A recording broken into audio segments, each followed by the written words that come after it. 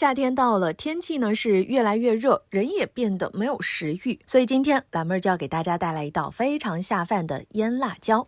青线椒洗干净去蒂，切成小圈儿，放入大碗当中。小米椒去蒂，切成小圈儿，也放入大碗中。大蒜洗干净，先切片，再牵丝，最后切成末，放入辣椒碗当中，加入适量的盐，搅拌均匀。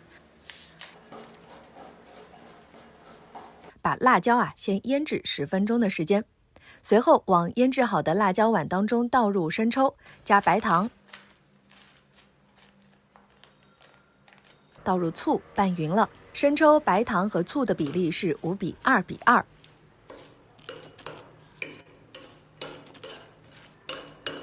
再拧入一点鸡汁，加一些香油，搅拌均匀，腌制10分钟后就可以开吃啦。这个辣椒配米饭是又香又辣，